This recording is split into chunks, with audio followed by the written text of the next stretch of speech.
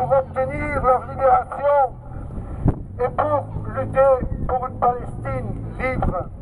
Et troisièmement, chers amis, sans une solution pour la question des Palestiniens, des prisonniers palestiniens, il n'y aura jamais une solution dans ce conflit. Dans chaque révolution, que ce soit en Afrique du Sud avec Nelson Mandela, ou que ce soit en Irlande du Nord avec les prisonniers irlandais, la libération des prisonniers est la condition sine qua non pour trouver une solution à tout conflit. Et c'est pour ça que leur lutte de ces 5000, de ces quelques dizaines de femmes, de ces quelques centaines d'enfants dans les prisons israéliennes, ils sont la question clé. Pour finir, un deuxième point. Je vous dis que l'emprisonnement en Israël, il nous concerne tous. Pourquoi? Parce que la manière dont Israël traite les Palestiniens est un modèle pour le monde entier qui est exporté partout. Aux États-Unis d'abord. Quand vous savez qu'il y a presque 800 000 Palestiniens et Palestiniennes qui ont été enfermés depuis 1967, ça veut dire presque 40% de la population masculine en Palestine qui, d'une manière ou d'une autre, a été en contact avec l'incarcération en Israël. Là, vous voyez ce que c'est l'incarcération de masse, que vous voyez aussi aux États-Unis et que vous voyez un peu partout se propager dans le monde. Et deuxièmement, le modèle israélien et la manière dont il traite les prisonniers palestiniens, c'est aussi la manière avec laquelle on combat et on mène la lutte dans la soi-disant lutte contre le terrorisme. Est-ce que vous savez que l'année passée, une équipe médicale israélienne est allée à Guantanamo pour conseiller les Américains comment ils doivent traiter la question de la grève de la faim des prisonniers à Guantanamo, dont personne n'a entendu parler. C'est une équipe médicale israélienne qui a de l'expérience, comment il faut faire, comme il faut avec les grévistes palestiniens, sur comment ils doivent faire à Guantanamo. Et ce modèle, il se propage un peu partout dans le monde. C'est aussi ça la raison pour laquelle il faut être de leur côté et ne pas lâcher. Et donc voilà, c'est pour ça qu'on est ici. Et je vous remercie encore de votre présence. Maintenant, le mouvement citoyen Palestine réaffirme que la cause des prisonniers est une cause centrale de tous les peuples qui luttent pour leur autodétermination. Ce combat est au centre de la lutte pour la libération des territoires palestiniens et pour le retour des réfugiés. Cette cause représente la ligne de front pour la paix et la justice. Cette date, choisie en référence à la journée du prisonnier palestinien, instituée en 1975, permet de rappeler à l'opinion publique que des femmes et des hommes sont encore détenus pour leurs idées politiques.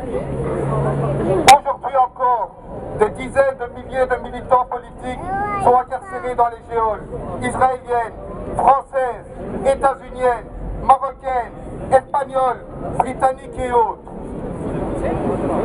Notre présence aujourd'hui est aussi un appel à la libération de tous les prisonniers du racisme, de l'impérialisme et du colonialisme. À Ali Arras, à la famille Bekti, à ces détenus arbitraires au Maroc, abandonnés par le gouvernement belge parce que pas assez belges, ou peut-être trop marocains, aux yeux de notre ministre des Affaires étrangères.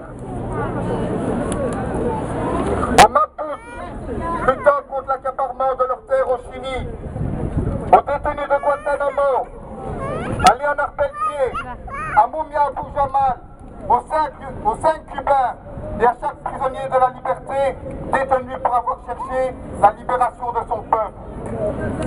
Et bien sûr, à Georges Ibrahim Abdallah, détenu depuis 30 ans dans une prison française sous injection du gouvernement états-unien. Et bien entendu, à tous les prisonniers politiques détenus dans toutes les géoles du monde.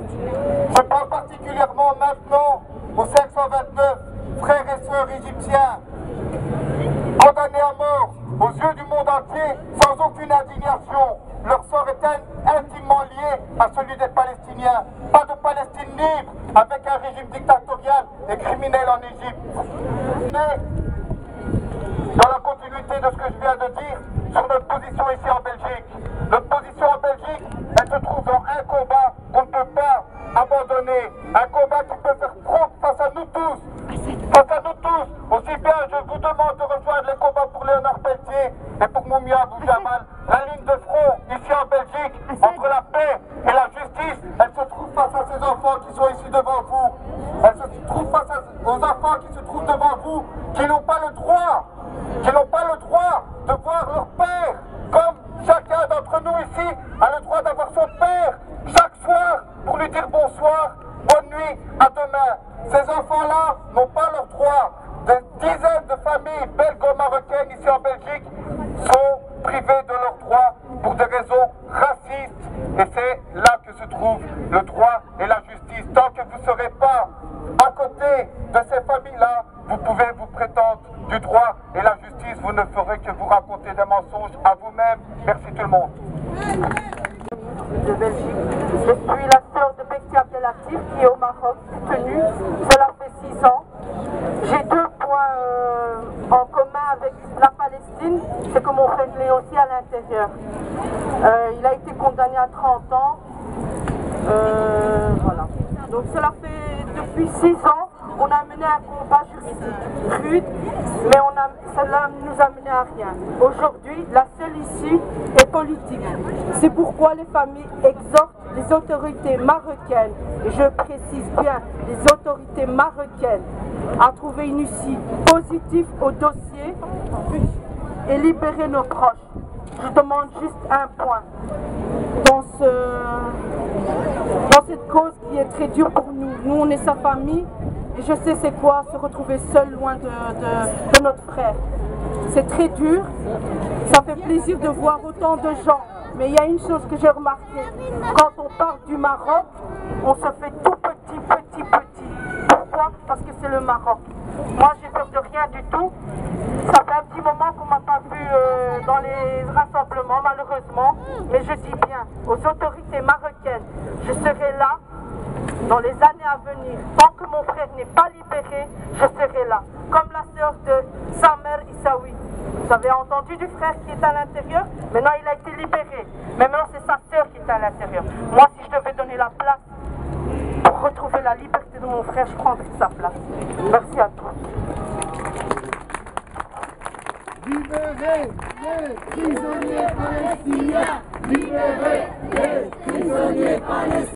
Today, we again confirm and reaffirm our commitment to the struggle of the Palestinian refugees to return to their homes, the struggle for Palestinian women to be in the forehead of the Palestinian revolution and struggle, the commitment for Palestinians, all of Palestinians in Palestine and in exile, one people, one cause, united for a liberation, united for equality, united for return, united for sovereignty, where everybody in Palestine, whether you're Christian, Muslim, or a Jew, live in equality in one land, under one law, equality. That's the struggle of the Palestinian people, is to end this racist apartheid system of Israel. The struggle of Palestinians and the Palestinian prisoners is to end this racist structures, is to end this apartheid system. And that's why, brothers and sisters, our struggle here is important. Is important because Palestinian prisoners feel that they have an ally in Belgium and in France and in every European city and country saying we stand behind the Palestinian prisoners, we will not support racism. Nous sommes tous des Palestiniens. Free, free Palestine! Free, free Palestine! Free, free Palestine! Free, Palestine! Free, free Palestine! Free, free Palestine! Free, free Palestine! Free, free Palestine! Free, free Palestine! Free Palestine! Free, free Palestine! Prisonniers palestiniens! Libérez les prisonniers palestiniens! Libérez les prisonniers palestiniens! Libérez